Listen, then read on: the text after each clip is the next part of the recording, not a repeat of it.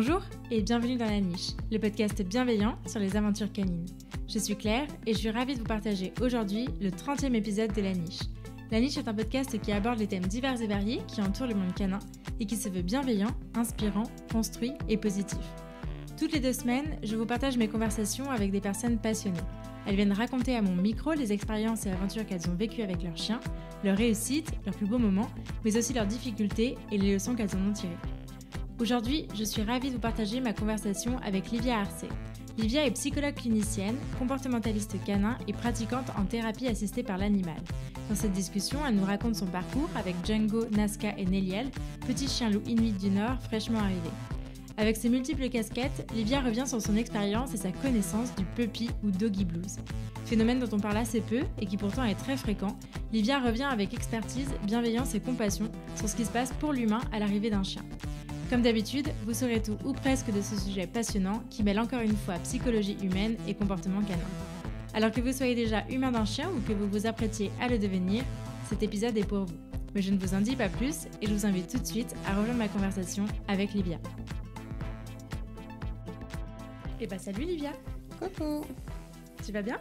Ça va et toi? Oui, ça va, merci. Je suis ravie de t'accueillir sur La Niche. Merci beaucoup d'avoir accepté mon invitation. C'est normal, ça me fait plaisir aussi. On va commencer par les présentations. Ouais. Qui es-tu, Livia? Je m'appelle Livia, moi j'ai bientôt 25 ans. Moi je suis psychologue pour humains. Et à côté, je me suis formée en comportement canin pour pouvoir normalement, à la base, pas du tout exercer en tant que comportementaliste, mais pour pouvoir faire des thérapies assistées par l'animal. Mais du coup, les plans ont changé et puis voilà, je fais les 3. Ok, ça marche. Donc, médiation animale, c'est ça? Thérapie assistée par l'animal, ouais. Pas tant médiation.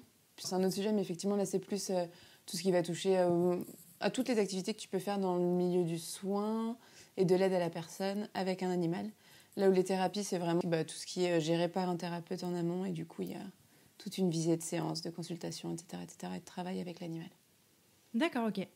Hyper intéressant, ça commence bien. Bon, tu as plusieurs chiens, je crois. Est-ce que tu peux nous les présenter? Oui, alors du coup, je les regarde en même temps.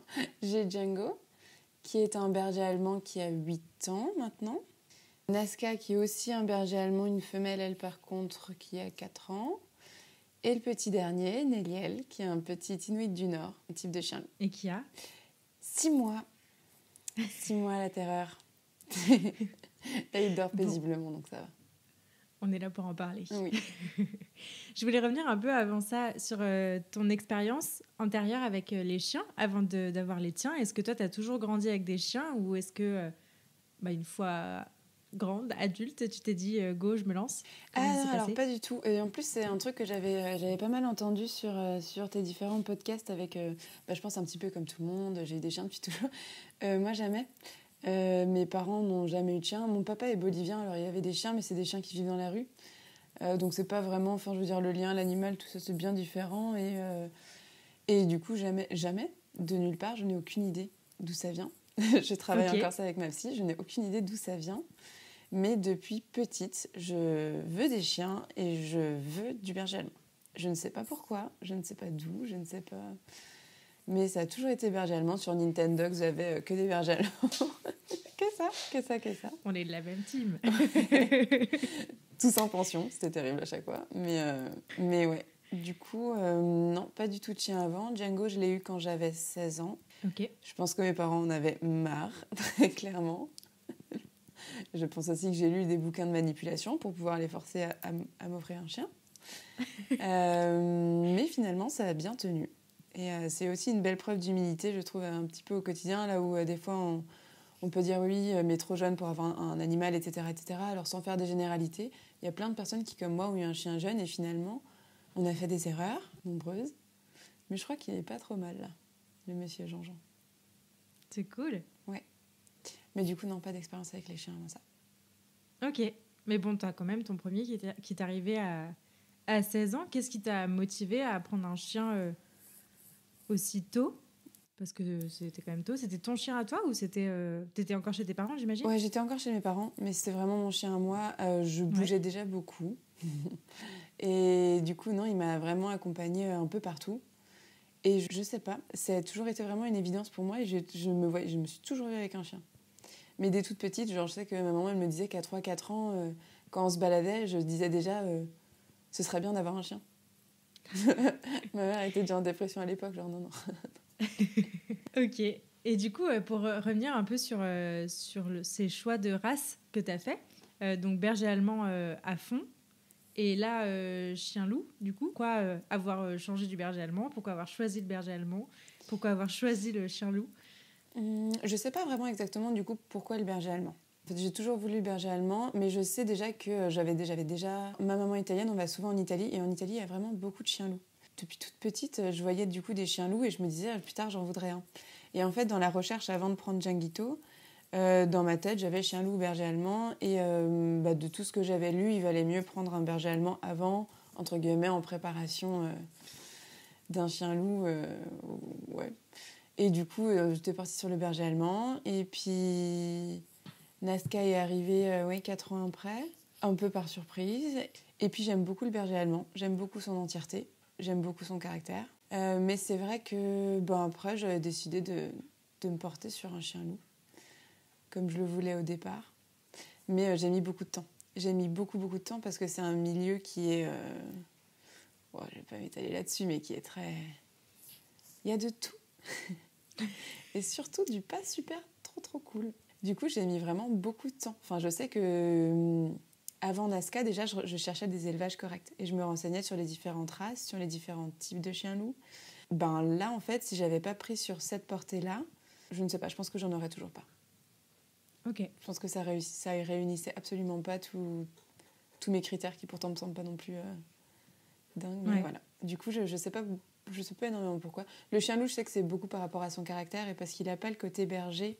Alors, ça va dépendre de quel type de chien-loup, encore une fois, mais le berger allemand, il y a quand même quelque chose où... il y a quand même quelque chose d'une hypervigilance et d'une protection et d'une défense où j'adore ça, mais dans un autre côté, des fois au quotidien, c'est une grosse charge mentale. Parce qu'on fait vachement gaffe. Là où j'ai l'impression que sur certains types de chiens-loups, en tout cas, on est moins là-dessus. Il y a d'autres difficultés, il y a d'autres challenges, on est au clair là-dessus, mais on est moins sur ces modalités qui sont des fois un peu prenantes.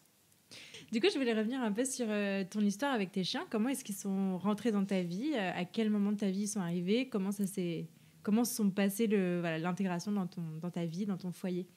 Djanguito, il est arrivé du coup quand j'avais 16 ans. C'est assez spécifique Djanguito parce que du coup j'étais encore chez mes parents.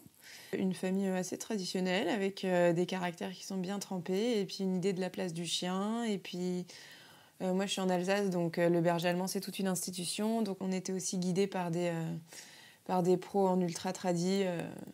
C'est pas forcément génial. Mais du coup ça nourrissait toute une image du chien, du berger allemand, etc. etc. Et ouais, monsieur Jean-Jean il est arrivé là-dedans. Il est arrivé aussi à une période où, moi, à 16 ans, j'étais en vie d'amour et d'eau fraîche.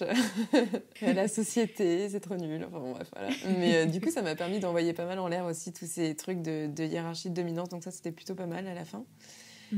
Donc lui, il est arrivé là-dedans. C'est vraiment le bébé de la famille. Nazca, elle est arrivée quand j'avais 20 ans. J'étais dans la fin de ma licence. Nazca, ça a vraiment été le chien des changements concrets. Parce que du coup, pendant Nazca, je me suis inscrite à une formation. À la formation du coup d'éduquer comportementaliste, je commençais vraiment à lire, à écouter des conférences, lire des articles et tout dessus. Donc Nazca, elle est arrivée dans un contexte où déjà j'étais plus dans une idée d'autonomie. Et ça se voit. Ça se voit parce qu'on a un lien qui est quand même assez étroit avec la petite Nescouille. Et Nelloul, il est arrivé du coup il y a 4 mois. Totale autonomie, total freestyle, Néniel. C'est l'électron libre du groupe.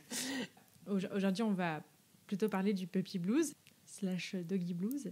En préparant cet épisode, tu me disais que Néliel, ça a été complètement la traversée du désert par rapport à ce sujet-là, alors que ça n'a pas été le cas avec les deux grands, c'est ça?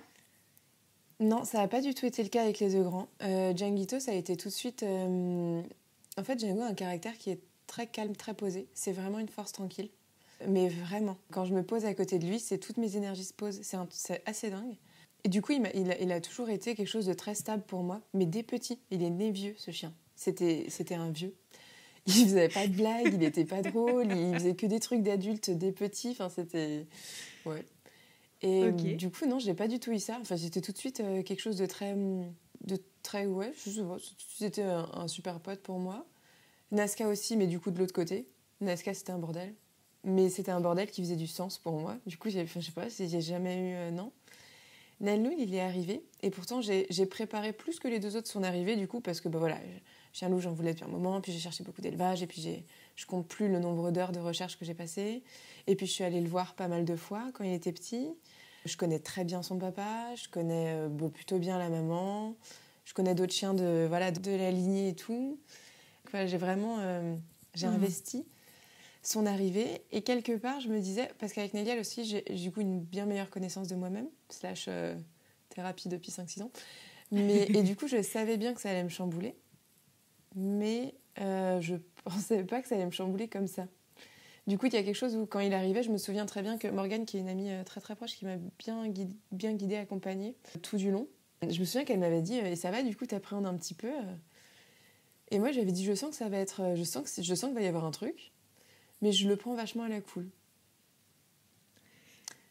Et quand j'y repense, je me suis dit « Mais quelle défense que j'ai mis en place !» Et ouais, je me souviens avoir dit ça. Et puis après, il est arrivé. Et puis ouais, il est arrivé et puis super à l'aise. Mais c'est des images, je sais que comme ça va... Je sais pas si ça va beaucoup parler. Mais du coup, c'est une autre amie qui est venue avec moi, Camille, qui est venue avec moi chercher Nel. Et puis alors, trop mignon, trop pipou et tout. Et puis on va dans la voiture et il était super calme. On avait 3h30 de route. Il a dormi, tout du long, sur les genoux de Camille. Un cœur, un vrai cœur. Et alors qu'il était malade et tout en voiture. Enfin, je veux dire, il a bavé et tout, mais il est trop chou. Il est arrivé, j'ai ouvert la porte de chez moi. Il a sauté partout. Sur le canapé, sur les coussins, sur la table, sur les chaises. Et là, je me suis dit, ok. Je sais pas pourquoi. Il y avait une partie de moi qui se disait, c'est trop bien, il a peur de rien, il est super à l'aise, il est chez lui, le mec.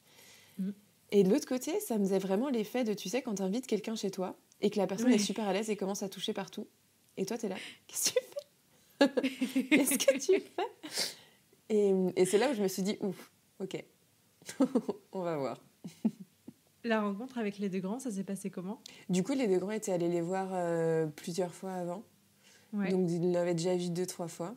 Et ça s'était super bien passé. Néliel, de ceux qu'ils avaient vus, des cheveux de la portée, Nel, c'était vraiment celui... Il est venu prendre les odeurs tranquillou. Et puis après, il allait faire sa vie. Et il était super respectueux. Et ça, pour le coup, dès son arrivée chez moi, Django l'a laissé physiquement approcher ultra rapidement, quasi instantanément. Chose qui n'est jamais arrivée avec tous les chiens que j'ai pu avoir en famille d'accueil et même tous les chiens en général, où Django, c'est vraiment... Je veux dire, Jean-Jean, c'est Jean-Jean, quoi. Faut pas trop le coller, faut pas trop l'approcher. Les interactions, non. Pas qu'il soit mal à l'aise, mais ça lui plaît pas. Okay. Alors que là, Nel, dès le premier soir, il a dormi... Django est allé se coucher à côté de Néliel pour dormir, dès la première nuit. Ah ouais. C'est passé un truc. Ouais, bah, après, je pense que c'est parce que Nel a une com qui est vraiment incroyable, avec Django en tout cas. Ouais, ça c'était chou. Ok. Et avec Nazca? Et avec Nazca, ça se passait bien. La rencontre s'est bien passée, franchement, ça allait. Mais au bout de 2-3 jours, je sais pas pourquoi, je saurais pas expliquer d'où ça vient, mais il a commencé à rediriger sur elle toutes les émotions qui pouvaient le traverser. Il cherchait dans la pièce où était Nazca, il courait, il la chopait, il verrouille, et puis il lâche plus.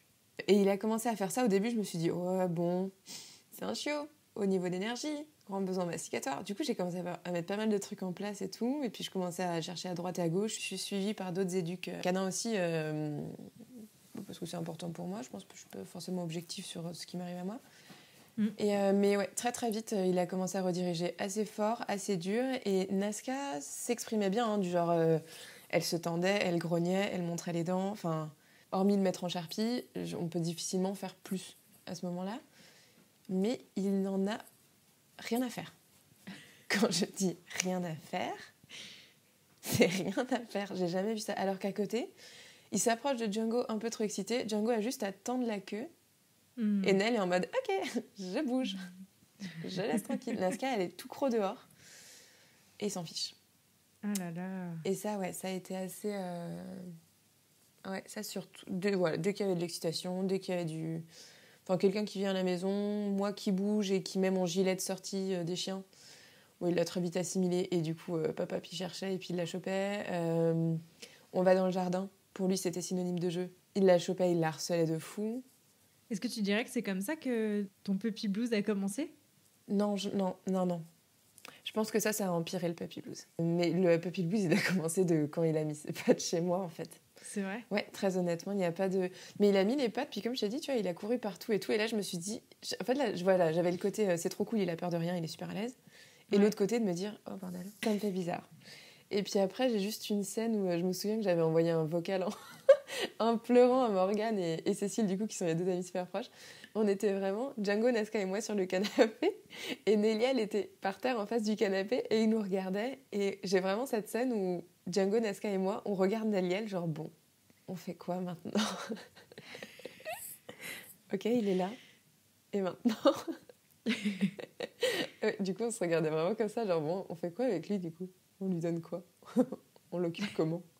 Ça faisait vraiment le truc un peu étranger dans la baraque.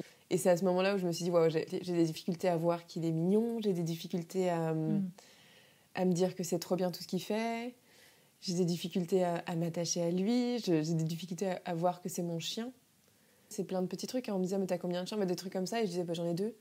Oui, enfin, il y a lui. Oui, il est là depuis pas longtemps, lui aussi. J'en ai 3, du coup. Ok. C'est dans des petits trucs comme ça où je l'avais pas du tout intégré dans mon schéma familial. Je l'ai pas intégré dans le groupe tout de suite. Ouais, j'avais du mal à ce qu'il faisait ou ce qui empêchait notre quotidien. Alors que c'est normal qu'un chiot on prenne son rythme, etc., etc. Il y avait clairement la partie consciente de moi qui me disait c'est normal, c'est un chiot, c'est un bébé, il lui faut du temps et tout et tout. Et puis il y avait l'autre partie de moi qui me disait mais je peux pas vivre normalement, c'est terrible pour moi, c'est très difficile. Il y avait des trucs comme ça. Mais le coup de s'en prendre à Nazca, c'est juste que ça a empiré. Parce qu'il y a eu un moment où c'est passé, cette période-là. Mais ce qui était très difficile pour moi, c'est que ça a commencé après avec Nazca à devenir de plus en plus fort, avec des réactions de Nazca qui étaient de plus en plus compliquées pour elle. Mais ouais, ça vient vraiment, je pense, dans un second temps, c'était vraiment la complication. Mais ouais, je pense que Nel, vraiment pour le coup, il faut vraiment différencier, c'est pas du tout lui, ça n'a pas du tout été lui. Ça a vraiment été le fait que moi je suis une personne qui a une construction qui je touche à tout, je vais à beaucoup d'endroits, je suis super baroudeuse, je suis super voyageuse, j'ai aucun problème à lâcher ce que je connais, à me plonger dans l'inconnu, etc. Mais ça je me le permets parce que je sais que j'ai des bases qui sont vraiment solides, j'ai un socle qui est vraiment solide et c'est ça qui me permet de m'autonomiser. Et en fait là c'est un événement qui a chamboulé toute ma base. Du coup ça m'a mis en état d'alerte, d'hypervigilance absolument totale. Et d'angoisse totale. C'est vraiment ça que ça a touché chez moi et que j'ai tout fait de fou avant en disant oui, je pense que ça va changer un petit truc. Mais pour le moment ça va. Ouais, pour le moment ça va parce que j'avais ma base et que du coup quand on a une base qui est solide, on se dit tout ce qui peut arriver en soi ça va. Jusqu'à ce que cette base soit effractée. Après il faut bouger tout le monde, faire de la place en plus. Et je pense que ce qui joue aussi, c'est que moi je suis seule avec mes chiens, donc j'imagine que quand on a un conjoint ou une conjointe, il y a aussi quelque chose où quelqu'un à la maison peut prendre le relais. Enfin, il y a quelque chose où c'est un peu plus dilué et nuancé. Là où c'était pas forcément mon cas. Ok. Alors le puppy blues, c'est un sujet dont on me parle hyper souvent. Je crois depuis le premier épisode de ce podcast, il me semble qu'on en avait parlé avec Manon et genre c'est vraiment un sujet dont les auditeurs me parlent vraiment, vraiment très souvent. Donc je suis trop contente de faire ce sujet-là avec toi aujourd'hui. Est-ce qu'on pourrait revenir un peu sur les définitions, sur ce qu'est le puppy blues, d'où ça vient? Et je pense qu'on peut l'assimiler quand même assez étroitement au baby blues humain, parce qu'il existe aussi. C'est pas un sujet dont on parle beaucoup, je crois. On commence un petit peu à en parler un peu, mais je pense qu'on le subit un peu plus malgré nous que ce à quoi on peut se préparer. Oui, je pense que c'est pas super connu. Mais juste que la définition n'est pas super connue. Enfin, je sais que moi, par exemple, quand j'en avais parlé, parce que du coup, sur mes réseaux, je suis assez transparente sur ce que je vis. J'en avais parlé. Et je sais que j'ai reçu un nombre incalculable de messages. Alors, de soutien, d'une part, mais surtout de messages pour me dire, mais en fait, j'ai pleuré pendant 3 jours. Parce que tu as mis des mots sur ce que j'avais vécu avec mon chien. Et des personnes qui savaient même pas que ça existait, qui savaient pas que ça portait un nom, et surtout qui savaient pas que c'était dans une forme de normalité, que c'est ok, en fait, de passer par là. Pour les définitions, moi, je me suis quand même basée sur le DSM-5, qui est le manuel de diagnostic et statistique des troubles mentaux. En gros, c'est vraiment un recueil de ce qu'on appelle les troubles mentaux, et puis il est étroitement lié avec la classification internationale des maladies de l'OMS, qu'on appelle la CIM. Mais c'est vraiment un descriptif des symptômes, et puis c'est pas vraiment un questionnement sur l'origine. Mais bon, c'est une base pour moi. Du coup, dans les définitions, on avait parlé de baby blues, qui est aussi ce qu'on appelle aussi le syndrome du troisième jour. Alors chez la femme qui vient d'accoucher, on définit vraiment ça par toute la labilité émotionnelle, le sentiment de vulnérabilité, la difficulté à faire face à la situation. Et c'est vraiment des symptômes qu'on cible dans l'apparition entre le 3e et le 5e jour. Il est assez fréquent, ce symptôme du baby blues. La psychose puerpérale, elle, il y a une notion beaucoup plus brutale et un peu plus longue. C'est du coup entre, en général, le 3 et le 15e jour, je crois, 14e ou 15e jour, après l'accouchement. Il est beaucoup plus rare. Et disons que, en tout cas, le tableau clinique, il comprend, je crois que c'est 3 composantes. C'est tout ce qui touche autour de l'humeur, avec un spectre dépressif qui est assez important, et des délires de persécution couplés avec un état confusionnel, en général. Pas rentrer dans les détails, mais on en parle au niveau des troubles psychotiques, qui sont déjà plus importants, plus, entre guillemets, graves. Ok. Pour la personne. La dépression postpartum, qu'on couple beaucoup plus en fait avec tout ce qui touche alors déjà au bio, mais aussi au social. Donc c'est vraiment un modèle bio-psychosocial, c'est comme ça qu'on l'appelle. Et du coup, on le couple avec alors, tout ce qui touche aux changements hormonaux et biologiques chez la femme, donc avec une grosse chute hormonale. On parle aussi de quelques prédispositions génétiques et beaucoup de prédicteurs psychosociaux. Donc des antécédents de dépression ou d'anxiété durant la grossesse, des événements de vie qui sont super stressants, peu de soutien social, des personnes qui sont peu entourées. Tout ça sont quand même des facteurs assez précipitants. Ouais. Donc ça, pour moi, c'est les 3 grosses définitions pour un peu mieux comprendre. Ouais. Ok. En fait, ce qu'on entend dans ces 3 phénomènes-là que tu viens de définir, c'est que ça concerne à chaque fois un accouchement et donc ça comprend une dimension hormonale qui n'est pas le cas quand un chien arrive. Alors, il y a sûrement des choses qui se jouent sur le plan hormonal au niveau de l'attachement naissant, etc. Mais j'imagine quand même que ça n'a absolument rien à voir avec ce qui se passe après un accouchement. Et ce qui est rigolo, c'est que pour autant, on peut quand même ressentir des choses similaires parce que notre vie est chamboulée, parce que nos attentes font face à une réalité qui peut être différente, parce que c'est le final de notre préparation, de la pression qu'on a pu se mettre jusque-là. En fait, dans les 2 cas, ça reste l'arrivée d'un nouvel être dans notre famille. Oui, totalement. Alors, je ne suis pas trop habilitée pour parler de tout ce qui peut se passer au niveau physique et chimique dans notre corps. Après, je pense que d'une certaine manière, il doit aussi y avoir des hormones qui sont libérées quand il y a des gros changements, que ce soit de stress ou autre dans nos vies. Donc, peut-être qu'il peut y avoir aussi une chute hormonale, mais on ne la compare absolument pas toutes les hormones que peut avoir une femme enceinte après l'accouchement. L'idée, c'est pas de comparer au niveau factuel l'accouchement avec l'arrivée d'un chiot, mais plus de comprendre qu'il peut y avoir des ponts en termes de liens et en termes de changement de vie, tout simplement. Parce que c'est pas comme acheter une nouvelle voiture. Là, c'est vraiment accueillir un nouvel être dans sa famille et dans son quotidien. C'est être responsable d'un nouvel être vivant au quotidien. Et tout ça, c'est des choses qui peuvent faire écho à plein de choses du vécu de la personne. Et c'est là où, pour moi, on peut faire des liens avec, du coup, le baby blues. Et je pense que c'est pour ça qu'on appelle ça le doggy blues ou puppy blues. C'est parce qu'il y a des liens évidents qui peuvent être faits, même dans les vécus, pour des femmes qui ont vécu un baby blues et des personnes qui ont vécu, du coup, un doggy blues à l'arrivée du chien. Qui le disent assez clairement, d'ailleurs. Oui, bien sûr, j'ai vu des ressemblances entre les deux. Quand j'avais fait mes stories sur l'arrivée de Néliel un peu après, on m'avait aussi... Donc, j'avais eu plein de types de retours, mais j'avais eu aussi un bon nombre de retours sur des personnes qui me disaient que là, pour le coup, je tombais vraiment dans l'anthropomorphisme et que, elle me soutenait pas là-dedans, quoi. Dans le sens où là, de dire que tu vis la chose difficilement, ok, mais de là à tomber dans l'anthropomorphisme, c'est très peu professionnel, etc., etc. Bon, ça m'a fait un petit peu sourire déjà parce que je pense que leur action là ne m'est venue en aide d'une aucune manière. Je pense que c'est déjà pas du tout ce dont j'avais besoin, mais en plus, c'est totalement hors sujet. Parce que du coup, l'anthropomorphisme, c'est vraiment prêter... Alors ça a plusieurs définitions d'ailleurs, mais si on veut le cibler au niveau des chiens, c'est vraiment prêter à l'animal des comportements, des émotions, des intentions humaines. Là, on ne parle pas du tout de l'animal. En fait, je pourrais presque me passer de parler de l'animal. C'est vraiment le vécu de l'humain. Et quelle résonance a cet événement d'accueil d'un nouveau chien dans la famille avec le vécu de l'humain, son ressenti, sa réaction. Qu'est-ce que ça signifie pour lui ? Et les conséquences que ça peut avoir. Donc c'est presque indépendamment de l'animal. Du coup, c'est hyper intéressant et je suis hyper contente de parler de ça parce que pour revenir un peu sur moi, ce que j'ai vécu quand Charlie est arrivé, moi aussi j'ai traversé une bonne phase de puppy blues. Alors, elle n'a pas été très intense, mais j'ai eu du mal. Et en fait, je ne me rendais pas trop compte que c'était ça à ce moment-là. Je l'ai découvert bien plus tard. Mais c'est vrai que Charlie, j'ai mis j'ai bien mis peut-être 4, 5, 6 mois peut-être avant vraiment de... Moi, je sais pas, de me dire que c'était mon chien. Tu vois, pareil, un peu ce que tu décrivais. Enfin, voilà. En plus, il était...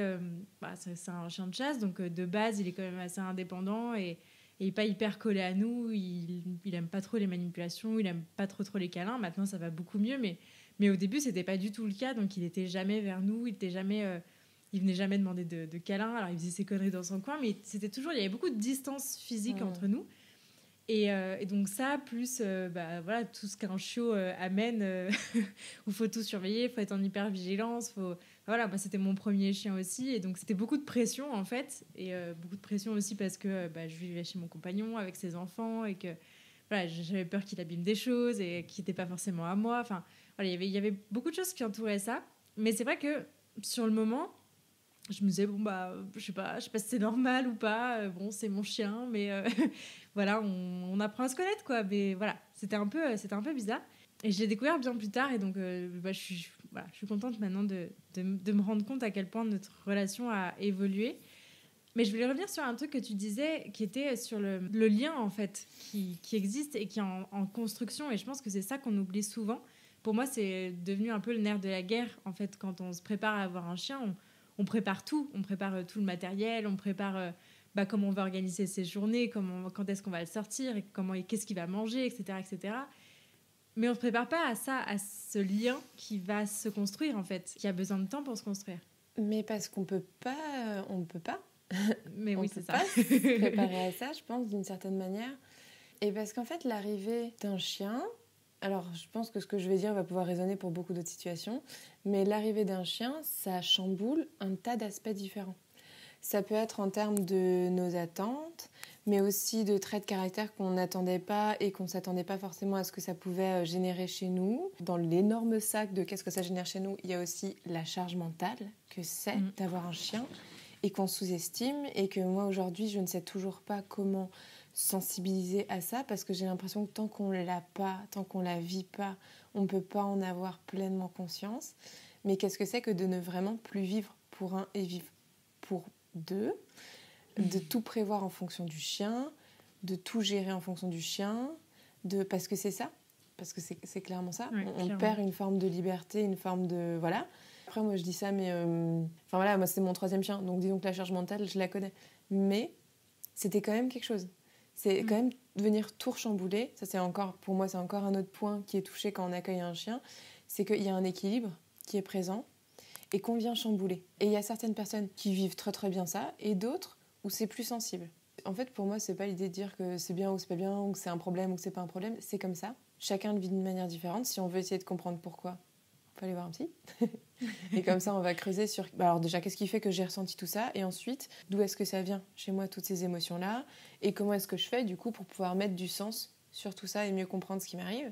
Mais du coup, pour moi, c'est très... Ouais, c'est vraiment au cas par cas. Et c'est OK. Enfin, je veux dire, si on le ressent, c'est OK. Et voilà, on met du temps. On met le temps qu'il nous faut. Et puis... Mais du coup, ouais, il y a pour moi, il y a toutes les attentes, tout ce que ça vient chambouler, etc. Et puis, la réalité, quoi, qui est des fois un peu moins glam que ce qu'on attendait. Ça... Ouais. Ah, parce que tu vois, toi, par exemple, tu parles de ton chien qui n'était pas forcément super câlin. Moi, personnellement, c'est le contraire. Néliel, mais s'il peut fusionner avec moi, s'il pouvait devenir genre mon 3e bras, mais vraiment, je crois qu'on se repère mal le truc. Si je me couche, il essaye de venir dans moi, quoi. Il se couche, et tout son corps doit toucher une partie de mon corps. C'est un truc de malade. Et je sais que ça paraît très chou. Et d'ailleurs, ça, c'est quelque chose qui m'énervait. Je recevais des messages quand je mettais des stories et tout. Alors, je mettais tout doucement des stories avec des câlins, des trucs comme ça. Et tout le monde, ah mon Dieu, je rêverais d'avoir un chien comme ça, blablabla.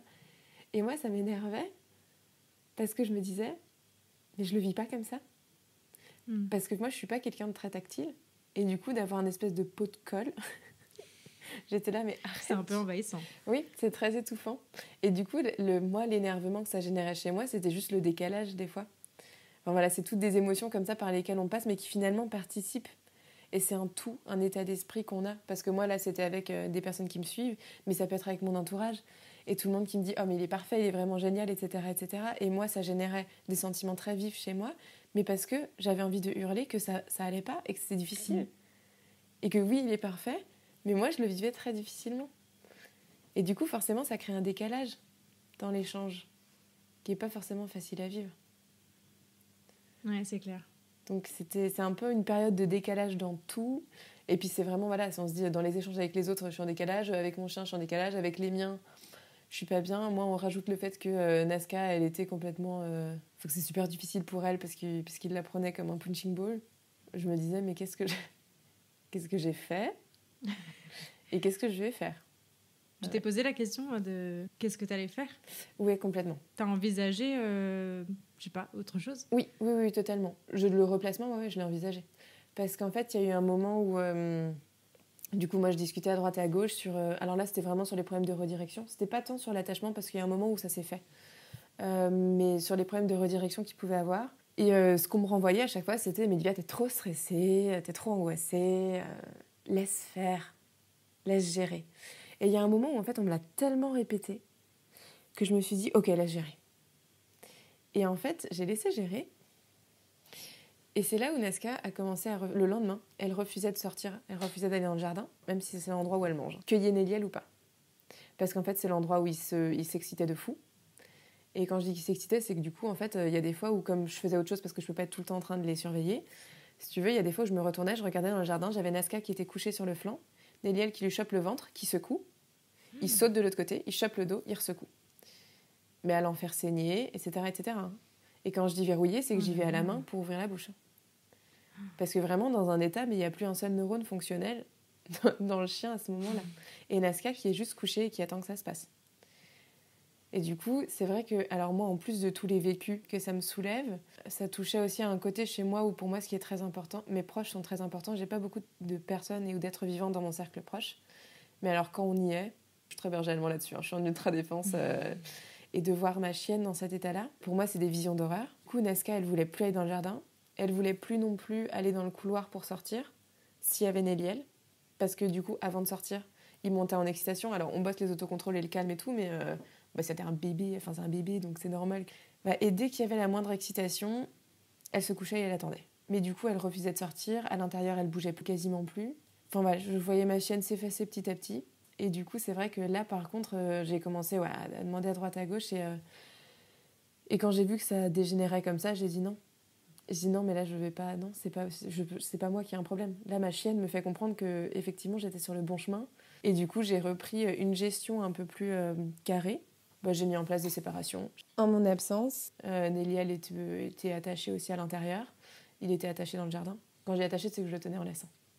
Mais du coup, je gérais, histoire qu'il ne puisse pas vraiment pas l'approcher. Et je gérais s'il devait rediriger sur autre chose, il redirigeait sur autre chose. Mais physiquement, je faisais en sorte qu'il ne puisse pas l'approcher pour rediriger. Dans les moments d'excitation. Du coup, voilà, j'ai dû mettre en place des trucs comme ça, mais effectivement, ça a participé au fait que l'attachement est dur, quoi. Ouais, c'est clair. L'attachement n'était pas fastoche. Bon, comment ça va maintenant? Nickel. Franchement, maintenant, ça va beaucoup mieux. Mais hier, j'ai mis une vidéo où il y avait 2 trucs qui l'activaient énormément, donc tous ces moments d'excitation. Mais les 2 moments d'excitation ultra forts, c'était dès que Nazca se mettait à courir, ou dès qu'un chien d'ailleurs se met à courir. Alors là, il part en vrille. Ou dès qu'on était proche de l'eau. Et hier, pour la première fois, il m'a fait le cadeau. On était proche de l'eau et puis il s'est couché dans l'eau. Il jouait calmement. Nazca a pu venir à côté. Et il jouait à côté de Nazca, avec l'eau. Mais il l'a pas redirigé une seule fois, il l'a pas chopé, il l'a pas... Petit à petit, on retrouve notre équilibre et je retrouve Nazca qui se permet de faire la débile, de courir dans tous les sens, de jouer, d'être elle-même. Et ça, c'est... Pépite. Ouais. Mais du coup, effectivement, pour rebondir là sur ce que tu m'as demandé avant, oui, bien sûr qu'à un moment, j'ai pensé.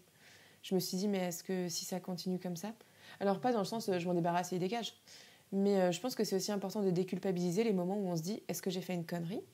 Est-ce que j'ai bien fait de prendre ce chien? Est-ce que j'ai pas tout foiré?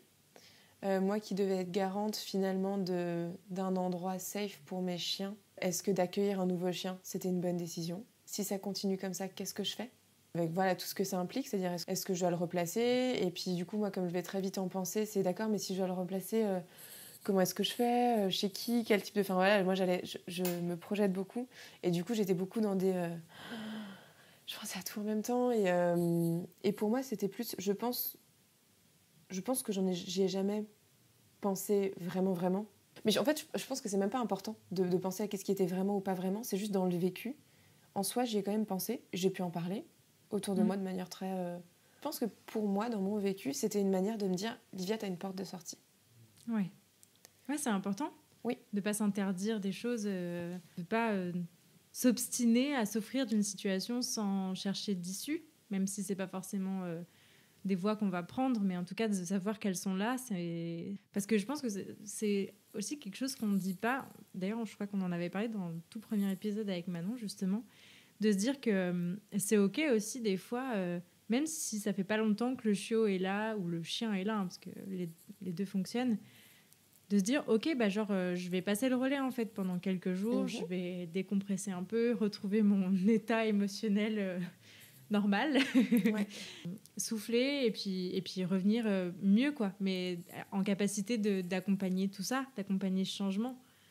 Et je pense que c'est un truc qu'on n'entend pas, en fait, qu'on n'entend jamais et qui est trop important. Bah, totalement. En tout cas, chez moi, c'est passé par plusieurs choses. C'est-à-dire que autant j'avais... je me suis entourée de personnes... pour moi, c'est des personnes ressources autour. Hein, mais quand je pense à Morgane et Cécile qui régulièrement me proposaient « Est-ce que tu veux qu'on le prenne chez nous pendant un week-end ? Comme ça, tu souffles ?» Moi, j'ai multiplié mes séances chez ma psy pour m'aider à bien mentaliser, parce que c'est ce que je sais très bien faire, tout ce qui m'arrivait. D'autres copines qui venaient elles me disaient « Écoute, moi, je te garde le chien, tu sors, tu bouges. » Il y a leur dog-sitter qui venait, qui est adorable. Et qui venait et puis qui s'en occupait, qui me disait allez sors avec les grands, tu dégages, je prends un temps pour toi. Voilà, mais du coup tout ça. Et puis il y a eu aussi des moments où j'ai décidé de les mettre, je les ai mis en pension un week-end. Et je suis partie un week-end, je sais même plus où je suis partie, j'ai changé d'air. Je suis partie chez mes parents ou un truc comme ça en Suisse. J'ai fait un week-end sans chien. Un week-end où du coup en pension, j'ai demandé à ce que Néliel ne soit pas mis avec les deux autres, parce que s'il redirigeait sur Nazca à ce moment-là... Ça, c'est trop d'angoisse pour moi, trop d'angoisse pour elle, c'est pas possible. Du coup, il a été séparé. Ça lui a fait aussi un bien absolument incroyable. Parce que du coup, il a été mis avec d'autres chiens, il était trop content. L'officier de la pension adore Néliel, donc c'était vraiment le petit chouchou qui l'accompagnait partout et tout. Mais en fait, ça nous a fait un bien à tous. Django et Nazca avaient beaucoup plus de patience. Parce qu'il faut dire que là, on parle de moi et de Néliel, mais en fait, pour eux aussi, c'est pas facile. Ils accueillent une petite terreur... Eux qui sont bien là dans leur routine et dans leur calme, en plus c'est des caractères qui sont quand même assez posés. Je leur ramène une tornade, c'est super. Ben ouais, c'est pas un peu le cadeau empoisonné quoi. Donc voilà, même pour eux ça leur a fait un grand bien. Néliel, ça lui a fait du bien de pas m'avoir sur le dos. Et puis moi j'ai respiré aussi. Et puis on était tous au retour vachement plus enclins à... Enfin voilà, on a rechargé les batteries quoi. Ouais. Et du coup là t'as envie de t'investir, de faire un truc, mais il faut prendre cette respiration pour pouvoir le faire. Ben oui, je pense. Et puis c'est quelque chose qui du coup je l'ai refait 2 ou 3 fois encore après, quand j'avais besoin de souffler, parce que c'était beaucoup, parce que voilà. Et du coup je me suis organisée des week-ends à droite à gauche, et puis les chiens allaient en pension tranquillou. Et puis à chaque fois ça se passait super bien. Et voilà, après c'est vrai qu'il faut trouver la pension, mais je pense que des ressources, on peut en trouver d'une manière ou d'une autre. Et sinon on peut adapter aussi aux chiens. Avec Anaïs du coup, que tu as aussi rencontré, on en avait même parlé parce que voilà, pour un chien par exemple qui peut être réactif humain ou qui peut avoir des problèmes liés à la séparation, ça peut être plus compliqué de le mettre en pension. Du coup, si on ne peut pas se séparer du chien, on peut aussi s'organiser des temps qu'on va passer avec le chien et qui soient ultra ressourçants. Genre un chien qui a de gros problèmes de réactivité, on va se faire un week-end où on loue un chalet, je sais pas où, et puis il n'y a rien ni personne autour et on passe un temps avec son chien ultra cool. Et puis on se repose et c'est aussi une manière de recharger les batteries. Ouais, c'est clair de quitter un peu l'environnement quotidien pour... Ouais. Puis retrouver une forme de plaisir parce que c'est ce que c'est en fait, c'est ce que c'est censé être aussi. Mais ouais, du coup non, je pense que l'idée de souffler, c'est vrai que je l'ai rarement entendu. Et c'est quelque chose que pour le coup je travaille pas mal en séance avec des personnes. L'idée aussi des fois de dire bon maintenant voilà, on a établi le plan de travail, on va maintenant travailler sur comment est-ce que vous allez souffler. Et alors là, pour les chiens qui peuvent être laissés à la maison et tout, c'est plutôt simple parce que du coup, on peut dire on fait une bonne balade le matin et puis après on le laisse à la maison. Et puis en tant qu'humain, ça fait partie du plan de travail que vous ayez des moments où je veux que vous sortiez. Je sais pas, vous allez au ciné, à un resto, ou je sais pas, je m'en fiche, mais vous allez faire un truc qui vous fait plaisir. Et quand on peut pas, c'est d'organiser des temps. Ok, mais qu'est-ce que vous aimez faire avec votre chien ? Qu'est-ce que vous aimez chez lui ? Et on fait plein de trucs. Ou de dire, parce que du coup la visio peut aider beaucoup aussi. J'avais une cliente comme ça où on avait acté que 2 fois par semaine, elle organisait avec des amis en visio des jeux de société. Une soirée jeux de société. Okay. Et du coup, c'était une manière pour elle de... Elle pouvait pas partir physiquement, mais du coup, elle partait... elle s'amusait quand même avec ses amis. Ouais, c'est chouette. C'est une manière de couper. Ouais, c'est clair. Il y a un truc sur lequel je voulais revenir aussi et qui, sans refaire un cours sur l'attachement, Ouais. je pense que c'est important de rappeler aussi qu'il y a la qualité du lien d'attachement qui est en train de se créer quand un nouveau chien arrive dans un foyer et que ça aussi, c'est quelque chose à prendre en compte parce que ça vient questionner ce qu'est pour nous l'attachement, ce que ça rejoue aussi pour nous en tant qu'humains, l'arrivée de ce nouveau chien. Mais il y a aussi le fait qu'il y a un nouvel élément dans la maison et il faut composer avec. Quand je te disais qu'il y a un truc qui m'avait fait beaucoup rire, c'est que je voyais vraiment Nel comme le nouveau coloc qui vient. Ouais. Et c'est un nouveau coloc dans la baraque, mais qui est super à l'aise. Genre le nouveau coloc, au bout du 2e jour, il se balade en slibard dans toute la baraque, tu vois. Et toi, t'es là, c'est cool, mais il y a quand même... t'as brûlé des étapes, tu vois. Mais c'est juste l'idée de dire qu'il y a quelque chose, du coup, de nouveau, qui peut même paraître étrange aussi. C'est nouveau, mais c'est aussi bizarre. Et il faut savoir composer jusqu'à ce que ce bizarre devienne normal. Et jusqu'à ce que vraiment, psychiquement, il soit vraiment intégré dans ton schéma. Et ça passe par vraiment, pour le coup, vraiment apprendre à connaître, à découvrir. Et ça, alors oui, ça passe par des activités, des sorties et tout, mais ça prend du temps aussi, surtout, de créer des liens. Et je trouve que c'est pas grave si ça se passe pas comme dans les livres où on te dit à partir du moment où ton chiot arrive, ça devient le meilleur ami du monde, de la terre. Vous allez créer un lien, il donnera sa vie pour toi. Que dalle, pas forcément. Et je trouve que c'est aussi ok pour ça. Et puis en termes psy, je trouve que ça rejoint plein de mécanismes de deuil, par exemple. Tu vois, de faire le deuil du chien imaginé, projeté, rêvé. Mais non seulement du chien, mais aussi de la relation. Du coup, là, tu vois, t'en parlais toi, mais tu vois, l'idée de la relation du chiot qui arrive et qui te fait plein de câlins et puis on dort ensemble et tout, là, toi, tu t'es retrouvée... non. Tu te retrouves face à un électron libre. Merde. Ouais, et lui, il est là, non, dégage, toute seule. Et du coup, tout ça, c'est aussi... tu passes par des processus de deuil qui sont pas forcément faciles et qui impactent la relation et qui impactent le lien d'attachement, forcément. Sans refaire un cours sur l'attachement, mais l'attachement, c'est vraiment où il y a un besoin et puis quelqu'un vient répondre à ce besoin-là. Mais qu'il y a plein de choses qui peuvent faire que tu n'es pas en capacité de répondre aux besoins du chien à ce moment-là. Moi, de toutes les raisons que j'ai énoncées depuis le début, on fait que, par exemple, sur le besoin affectif et tout de Néliel, j'étais pas au rendez-vous. J'étais pas capable de lui faire tous les câlins qu'il voulait parce que pour moi, c'était déjà trop. C'est là où des personnes ressources étaient super parce que alors Morgane s'est donné à cœur joie de venir et de lui remplir ce besoin de fusion physique. Mais oui, du coup, forcément, tu vois, ça a un impact sur ta capacité à répondre à ce besoin, à énoncer aussi tes besoins, aussi à te gérer émotionnellement.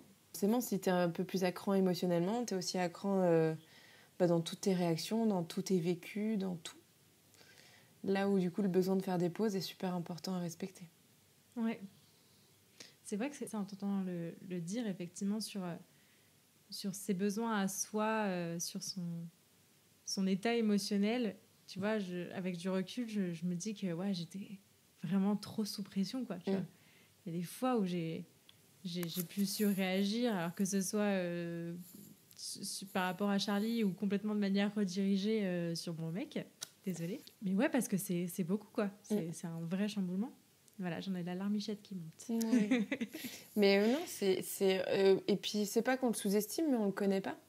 Donc non, c'est assez impressionnant des fois. Enfin, moi, je sais que je le partageais beaucoup et à chaque fois, ça me faisait rire parce que j'avais plein de messages où je disais, voilà, aujourd'hui, j'avais les émotions à plat et le moindre truc, je m'asseyais et je pleurais, quoi. Mais ça pouvait être, je suis au milieu de la rue, il y a un truc, je sais pas, qui me vient en tête ou quoi, je m'assieds, je pleure, je repars. Mais vraiment, la nana où tu te dis, mais... Et ça, c'est pro et psy, quoi. Mais c'est surtout que c'est avant tout humain. Et ouais, c'est vrai que j'avais pas mal de messages, genre, oh là là, de savoir qu'un pro peut passer par là, ça me fait du bien. Et alors, d'un côté, je me disais que c'était cool parce que ça sensibilise au fait que t'es pro, mais t'es aussi humain. Et de l'autre côté, il y avait Livia humaine qui était là, genre, mais arrêtez. Vous me mettez encore plus à mal. Mais de prendre le côté que c'est cool parce que ça sensibilise. Et que c'est pour ça que je suis sur les réseaux, d'ailleurs. Mais oui, forcément, en tant qu'humain, je trouve que c'est une énorme pression. Et puis du coup, c'est dur d'être sur tous les fronts. Ouais, et puis pour en revenir un peu au sujet de l'éducation de son chien là, qui arrive, parce que le but, le gros enjeu quand il arrive, c'est aussi de qu'il apprenne tout ce qu'il a à apprendre, qu'on apprenne à vivre ensemble, certes, mais qu'il apprenne aussi, lui, ce qu'il doit apprendre pour s'intégrer dans notre vie.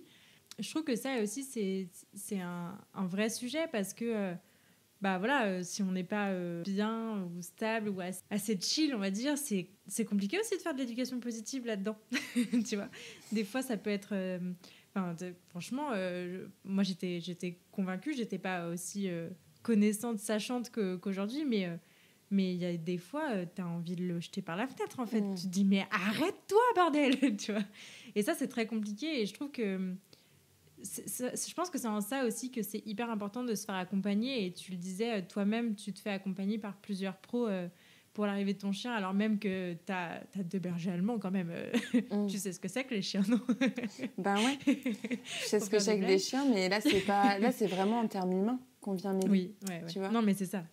Ouais. Et c'est ça aussi que je trouve vraiment chouette, c'est de se dire, c'est important en fait de se faire aider, et que ça soit ton premier, que ça soit ton deuxième, que ça soit ton 10e chien, parce que t'es pas forcément tout à fait toi à ce moment-là. Et que ça fait beaucoup, quoi, pour une seule personne humaine de gérer tout ça. Ah, mais totalement. Et par exemple, sur tu vois, les scènes dont je te parlais avant, tu vas de voir ma chienne étalée sur l'herbe et de la voir en souffrance et un peu en capacité. Il y a des fois où je faisais sortir Djanguito parce que je sais qu'il pouvait calmer le jeu, alors que c'est pas sa place, ça doit pas être son rôle, que ça devait être à moi de gérer, que vraiment je lui demandais des trucs. Enfin, tu vois, pour moi, j'étais plus en capacité de remplir ma fonction. Ouais. De guide à ce moment-là, et il est venu prendre le relais alors que c'était pas sa place. Mais j'étais pas en capacité. J'étais dans un état où, enfin franchement, les vécus de violence que ça me soulevait, de violence passée pour moi, etc., c'était trop dur. J'en tremblais, j'en pleurais, de me dire mais qu'est-ce que je viens de voir là ? C'était trop compliqué. Et du coup, d'avoir des personnes à côté qui peuvent m'aider aussi, dans qu'est-ce que je peux mettre en place pour moi, c'était super important. Parce que ça, pour le coup, c'est vraiment le truc. Alors, effectivement, quand on est à cran émotionnellement, de faire, entre guillemets, de l'ultra positif, c'est pas facile. Et encore, je suis pas forcément d'accord, parce que pour moi, on peut quand même faire du positif si on n'est pas le Dalai Lama. Et ça, c'est vraiment un truc qui me... Oh punaise, ça m'énerve. Ça m'énerve parce que je vois énormément de comptes de pros ou de non-pros ou de personnes qui ne sont pas pros mais qui se prennent pour des pros, ou des personnes, on s'en fiche, mais qui connaissent des trucs et qui sont suivies par beaucoup de personnes et qui balancent des phrases comme ça où c'est du genre on ne peut pas choisir nos connaissances, mais par contre c'est nous qui choisissons si on s'énerve ou pas, ou si on reste maître de nos émotions ou quoi que ce soit. Et ça, ça me met dans un état de colère. Mais c'est un truc de malade, parce que pour moi, c'est de la malveillance pure et dure. Ça, c'est comment culpabiliser une personne en se faisant passer pour un saint à côté. Genre, qui ne s'est jamais énervé à un moment ? Qui n'a jamais dit « Putain, merde, le chien, tu me fais chier ». Je veux dire, moi, Néliel, pour moi, il s'appelle aussi Cassos, quoi. Je veux dire, il y a des fois où... pour lui, c'est le même prénom, je pense. Mais c'est des trucs où, je veux dire... c'est aussi normal d'être à bout émotionnellement, et autant on peut prôner le fait d'accompagner et de guider le chien sur sa gestion émotionnelle et tout, mais si on n'est pas là pour le faire pour l'humain, on sert à rien. Et pour moi, on ferait mieux de se taire, parce qu'en fait, on fait vraiment du mal en faisant ça. Moi, je me mets dans la peau de quelqu'un qui n'a pas le bagage émotionnel, humain et même théorique que moi, pour le coup, par exemple, à ce moment-là, mais je lis des posts comme ça, mais j'ai envie de me flinguer. C'est tout ce que j'ai envie de faire. Je me dis, mais je suis un monstre, je suis nulle, je ne suis pas capable de gérer un chien, j'aurais jamais dû prendre un chien, parce que je ne suis pas en capacité de le gérer. Enfin, tu mets vraiment le doigt sur ce que j'ai pu ressentir, et j'ai des souvenirs très très précis de situations très précises avec Charlie quand il était tout minus là, où je me disais mais putain, mais t'es conne quoi. Tu vois, genre t'arrives pas et tu t'arriveras pas et tout, et alors qu'en fait je pense que c'est pour pouvoir garder de la bienveillance, pour pouvoir garder une manière de gérer. Effectivement, c'est trop important, mais faut s'entourer, quoi. Enfin, faut pas rester dans son truc à se dire il n'y a que le positif et bienveillant dans la vie. Oui, effectivement, c'est ce qui doit primer, mais il faut passer le relais, c'est aussi une forme de bienveillance. Mais totalement. Mais au-delà de passer le relais, pour moi, c'est le positif et le bienveillant, oui, mais autant envers le chien qu'envers l'humain. Et c'est-à-dire que si je guide l'humain sur comment est-ce que tu peux guider ton chien pour qu'il apprenne à se gérer, je veux aussi guider l'humain sur est-ce que tu veux qu'on trouve ensemble des choses pour que tu arrives aussi à gérer ces moments de tension. que ce soit des trucs anti-stress, que ce soit des fois de guider vers un psy aussi, parce que c'est aussi une grande aide, mais que ce soit aussi de dire ok, mais toi qu'est-ce qui te défoule à ce moment-là? Enfin, je sais que quand on est avec Morgane et Cécile, franchement c'est la balade des Chartiers. Toutes les 2 secondes on peste. Il y a une insulte qui part toutes les 2 secondes. Mais c'est notre manière de gérer le fait qu'on a 7 chiens, qu'on est à 3, qu'il y a un itinéraire, que ci que ça, et du coup on est là. Putain, Cassos, la merde, le truc, cette balade, elle est pourrie, on se fait chier, on n'a jamais dû faire ça. Mais du coup, c'est tout un truc, mais en fait, on décharge aussi. Et on reste toujours en mouvement, on reste dans une gestion, on reste dans une forme de bienveillance, mais aussi une forme d'acceptation de qui on est. Et je veux dire, si les seules personnes qui pouvaient avoir un gamin ou un chien étaient des personnes qui ont une totale maîtrise d'elles-mêmes, etc., l'espèce s'éteindrait très rapidement. Mon idée, c'est pas de dire que, voilà, il faut se décharger, il faut tabasser le chien ou voilà, faire des trucs qui sont vraiment, pour le coup, dans du coercitif et dans de la violence physique ou psychologique, enfin, tu vois, voilà, différentes choses, parce que nous, on n'est pas bien. Non, mais c'est de dire qu'il y a un moment, il faut aussi accepter ce qui vient de nous et trouver des manières qui soient constructives de pouvoir se gérer aussi. Moi, je me souviens que j'avais vu une nana qui m'avait dit faut prendre sur toi. J'étais là, ah bah merci. Ok, je suis donc une merde. Je disais là, genre ok, mais là moi en ce moment ça va pas parce que c'est vrai que j'arrive pas parce que je suis à bout quoi et j'arrive pas à me gérer. Bah prends sur toi. Eh bah super, je vais grave mieux. Non mais c'est... Et je sais que ça paraît... Enfin là tu vois j'en rigole et tout, mais sur le moment ça m'a fait pleurer. Ouais. Parce que je me disais waouh c'est si simple pour elle de répondre ça comme ça veut dire que ça devrait être simple de le faire et moi j'en suis incapable. Et du coup pour moi non c'est super difficile pour les personnes. C'est pour ça que pour moi il y a vraiment un accompagnement qui doit être double, quoi. Et d'être en capacité de... Si on n'est pas en capacité de se protéger soi-même aussi de ce genre de personnes, d'arriver de s'entourer de personnes qui peuvent nous aider là-dedans. Dans l'épisode qui sort aujourd'hui, c'est l'épisode donc avec Anaïs où on parle d'anxiété de séparation, enfin en tout cas de problèmes de comportement liés à la séparation et à la solitude. Et on appuie notamment sur le fait que c'est très isolant et très culpabilisant comme situation. Et en fait, je pense que ça se retrouve aussi beaucoup dans l'arrivée d'un nouveau chien dans sa maison. Parce que on a envie d'être là, on a envie de tout faire, on se met une pression énorme. Donc on est un peu tout seul aussi dans notre truc parce que tout le monde autour a bien identifié que c'est bon, elle va avoir son chien, elle va être à fond dedans, donc on va la laisser gérer son truc. Où personne ose trop venir, s'immiscer, etc., etc. Donc on est tout seul et en plus de ça, on culpabilise vite de tout ce qui nous traverse, quoi. Ouais, non, c'est pas facile de réussir à sortir de tout ça. Mais après, tu vois, encore une fois, je veux bien dire que pour moi, il faut pas dire que c'est pas normal et tout, tu vois, d'avoir de la pression. Franchement, factuellement, c'est normal d'avoir de la pression, d'avoir de la charge mentale et tout. On n'y échappe pas, qu'on le veuille ou non, on n'y échappe pas. C'est juste que si on se retrouve en difficulté par rapport à ça, et d'arriver à s'entourer de personnes qui viennent nous aider. Voilà, pour moi, c'est au même titre qu'on dit que quand le chien est en difficulté, on vient l'aider, le guider. On vient vraiment, tu vois, l'étayer pour qu'il passe au mieux ce moment-là. C'est la même chose pour l'humain. Et franchement, j'ai vu des dégâts faits par des pros, que ce soit en positif. Alors les coercitifs, tradis, on n'en parle même pas. Mais des pros en positif, j'ai vu des dégâts où moi, ça m'a fait vraiment de la peine. Et des fois, en séance, j'avais les larmes aux yeux parce que je me disais, mais en fait, la personne ne s'en rendait pas compte, hein, mais je pense que c'est le bagage psy qui me donnait aussi cette lecture-là, mais je me disais, en fait, de ce qu'elle me décrit là, la pro qu'elle a vue avant a fait des dégâts dont elle n'a même pas idée. C'est-à-dire que là, humainement, elle a effracté cette personne et l'a remise en question sur toute son estime d'elle-même, sur un tas de choses, juste parce qu'elle a fait de la merde au niveau de l'accompagnement. Et tu te dis, franchement, d'en arriver là, c'est lourd.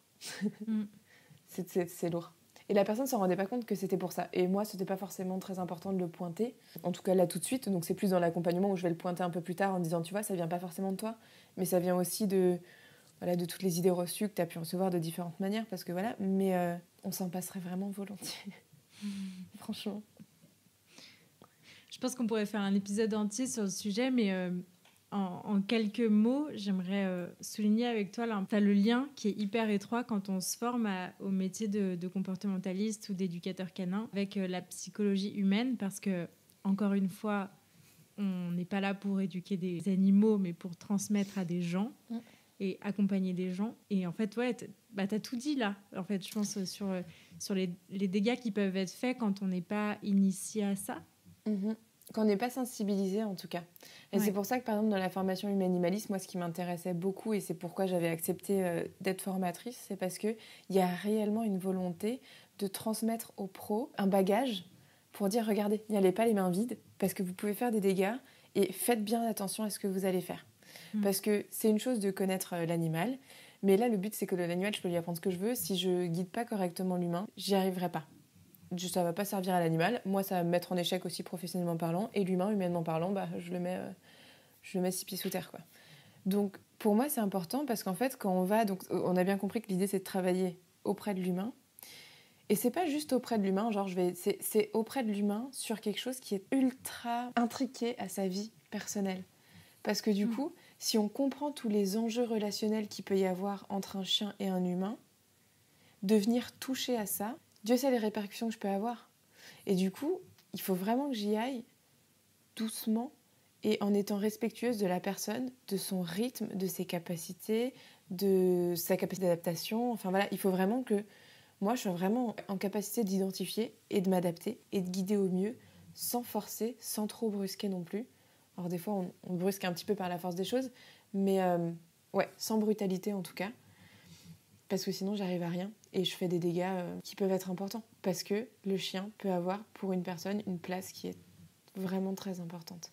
Parce qu'il y a quand même une idée, qu'on le veuille ou non, pour moi, mais une forme de maternage, une forme de... Je veux dire, tous les liens avec le chien, quand on est en tout cas dans une idée d'éducation positive, tu vois, on est dans tous ces enjeux relationnels de je respecte l'autre, je fais attention à ma communication, je m'adapte à l'autre, etc., etc. Tout ça, ça peut très facilement faire écho à est-ce que moi, on a été guidant avec moi comme ça ? Est-ce que moi aussi, j'aurais pas aimé qu'on soit comme ça avec moi ? Est-ce que je l'ai été aussi avec d'autres, pour des personnes qui ont des chiens mais qui ont aussi des enfants ? Moi, ça m'est arrivé en consultation, il y a des enfants qui débarquent et qui disent « Ouais, maman, j'aurais bien aimé que tu essayes de me comprendre autant que le chien. » Et toi, t'es là au milieu, genre, je vais disparaître. Je vous laisse discuter. Mais tu vois, tous des trucs comme ça, et c'est fort, et c'est important. Et que ce soit conscient ou inconscient, ça peut faire écho à des choses qui sont, tu vois, super fortes. Et pour moi, il faut vraiment... Alors, voilà, c'est pas l'idée de dire que si on veut être comportementaliste canin ou je sais pas quoi, il faut être psy à côté. Mais un minimum sensibilisé à ça, à des techniques de communication qui viennent traduire une forme de posture professionnelle. Ça, c'est... Ouais, ça, il faut. Ouais, mais c'est vrai que pour moi ça a été le gros waouh de cette formation. Je pense qu'il a été là sur ce module de psychologie humaine et sur cette sensibilisation qu'on a eue au sujet. Et je pense que ça a changé beaucoup de choses pour moi et dans ma façon de voir les choses et tout ça. Donc c'est vraiment très cool et je voulais souligner cette importance-là dans cet épisode parce que, bon, en plus j'en profite devant ma prof pour le faire. Mais ouais, non, c'est vraiment important, je crois. Ouais. Je pense pour le coup, alors autant professionnellement que humainement. Parce que si on se fait la démarche de comprendre l'autre, on fait la démarche de se comprendre aussi. Et d'être en capacité de dire ok, mais qu'est-ce qui fait là que ce comportement-là chez l'autre, ça me mette autant en difficulté. Et alors là, on ouvre une boîte de Pandore. Des fois, je rêverais de ne jamais l'avoir ouverte. D'un autre côté, c'est richissime. Je pense que ça marque vraiment un tournant dans les chemins professionnels de chacun. Et personnels aussi, du coup.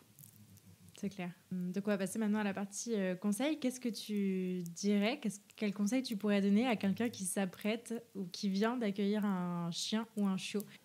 Alors je sais pas comment les autres l'appellent, mais moi je sais que je fais beaucoup de ce qu'on appelle de rendez-vous pré-adoption, où c'est vraiment un rendez-vous où c'est vraiment une séance où on reprend toutes les bases, donc vraiment les besoins fondamentaux, les signaux de communication, les mécanismes d'apprentissage, donc qu'est-ce que c'est que le renforcement positif, négatif, mission positive, négative, enfin voilà, vraiment tous les premiers apprentissages à mettre en place. Et je garde toujours un temps où je parle et j'essaie de sensibiliser. Alors souvent, je le mets des fois dans les besoins sociaux. Quand on parle des besoins fondamentaux et que je vais parler de tout ce qui touche aux besoins sociaux des chiens, j'essaie de faire des ponts aussi avec les relations humaines, sans pour le coup passer dans l'anthropomorphisme, mais j'essaie, tu vois, de lancer des idées et puis je vois si la personne, elle accroche ou pas avec le fait qu'il peut y avoir plusieurs choses qui peuvent se jouer à ce moment-là. Je regarde si elle est sensible par rapport à ça. Et il y a des personnes qui me demandent vraiment, des fois, mais comment est-ce qu'on gère l'arrivée du chien ? Et c'est là où c'est important d'avoir une écoute différente à mes yeux, parce que c'est pas juste comment est-ce que je gère la logistique, c'est si ça fait du stress, si je stresse, si ça va pas. Et c'est là pour moi où on peut parler des moments de pause, de la charge mentale, de toutes les aides auxquelles elle peut faire appel pour l'aider. Et vraiment là pour le coup au propre de sa situation, etc. etc. Et je pense que ça c'est vraiment... Ça déjà c'est une bonne base. Parce que déjà on a une bonne compréhension du chien. Et puis on peut aussi parler de plein de petites choses autour, des fois un peu plus émotionnelles, pour mieux appréhender le moment. Pour bien commencer, pour avoir les bonnes clés. On est beaucoup à dire qu'on aurait beaucoup aimé avoir toutes ces infos là au début. Du coup, en dehors de ça, déjà bien se préparer au niveau théorique, de chercher vraiment un pro avec lequel on se sente bien pour parler de différents domaines et différentes choses, pour s'aider. Il y a certaines personnes qui me demandent, soit une fois toutes les semaines ou une fois toutes les 2 semaines, un petit rendez-vous d'une demi-heure. C'est genre une séance individuelle qu'on coupe en 2, mais juste pour parler, et elles me disent qu'est-ce qui les traverse, puis on en discute, et c'est juste histoire d'avoir un endroit où le déposer. Voilà, mais en fait, je pense que d'une certaine manière, c'est de savoir s'entourer ou d'arriver à s'entourer, que ce soit de professionnels, d'amis, de famille, qui soient vraiment à l'écoute et bienveillants, et avec lesquels on puisse vraiment discuter et déposer ce qui nous traverse à ce moment-là, retrouver de l'aide aussi. Et de faire le travail et la démarche, je pense, en amont, d'être au clair avec qu'est-ce qui peut être difficile pour nous, et qu'est-ce qu'on peut mettre en place, parce que c'est pas toujours facile de demander de l'aide. Et puis s'apprêter à vivre un chamboulement. Je vais maintenant te poser la question signature de ce podcast. Qu'est-ce que ça a changé à ta vie d'avoir des chiens et qu'est-ce qui t'apporte ou t'apprenne au quotidien? J'ai doublé la dose de Xanax quotidiennement. Non, je savais. Tout. En fait, moi, je pense que j'ai investi l'univers canin et les relations avec mes chiens comme des ponts pour m'aider à moi me guérir de mes vécus. Je pense que chacun d'entre eux est vraiment un lien à des choses que moi j'ai vécues et qui ont été jusque-là de l'ordre de l'innommable, tu vois, pour moi. Et ils me permettent de travailler là-dessus. Pas toujours de manière bienveillante, je dois le dire. Je crois que je suis la seule en positif dans cette baraque. Mais je pense que c'est ça, moi. La remise en question, mais profonde. Est-ce qu'il y a des ressources que tu aimerais partager à nos auditeurs? Du coup, jusque-là, j'en avais pas forcément. Ça m'est venu en parlant. Les 3 petites vidéos de la chaîne YouTube PsychoQuack. Donc Psycho, P-S-Y-C-H-O. Quack, C-O-U-A-C. Qui est un psychologue qui fait des vidéos juste géniales. Et il a fait 3 vidéos sur l'attachement. Et plein d'autres vidéos sur plein d'autres thèmes. Mais qui sont super pour peut-être réussir des fois à comprendre et à éveiller certains points qui peuvent nous arriver. Je recommande plus, elles sont top. Oui. Où est-ce qu'on redirige les auditeurs qui souhaiteraient suivre tes aventures? Alors du coup, que ce soit pour suivre mes aventures ou discuter, parce que je suis assez ouverte à la discussion sur plein de points, voire même me demander, tu vois, si c'est pour des ressources pour tu vois, d'autres psys ou autres... si on sent qu'on en a besoin, parce que je pense qu'il ne faut vraiment pas sous-estimer des fois le besoin de soutien émotionnel et psychique. Je dirais la page Instagram ou Facebook, toujours le même nom, en Psychopause. Ok, ça marche. Je mettrai tout ça en barre d'infos. Parfait. Eh ben, merci beaucoup, Livia. Merci à toi. C'était très très cool. Je pense qu'on pourrait continuer encore des heures comme ça. Bon, merci beaucoup en tout cas et à bientôt. À bientôt. Salut. Merci beaucoup de vous être rejoints à ma conversation avec Livia et de l'avoir écoutée jusqu'au bout. J'espère que ce nouvel épisode vous a plu et si c'est le cas, je vous invite à en parler à des amis qu'il pourrait aider et à le partager sur les réseaux sociaux en nous taguant @psychopause_ et @lanicheaventure. Si vous souhaitez soutenir ce projet, vous pouvez aussi me laisser une note et un commentaire sur la plateforme que vous utilisez pour m'écouter. Ça aide beaucoup le podcast à se développer. Pour enrichir votre écoute, n'hésitez pas à visiter mon site laniche-aventure.fr. Enfin, pensez à vous abonner sur Instagram pour suivre nos aventures et ne rien rater des prochains épisodes, ils arrivent très vite.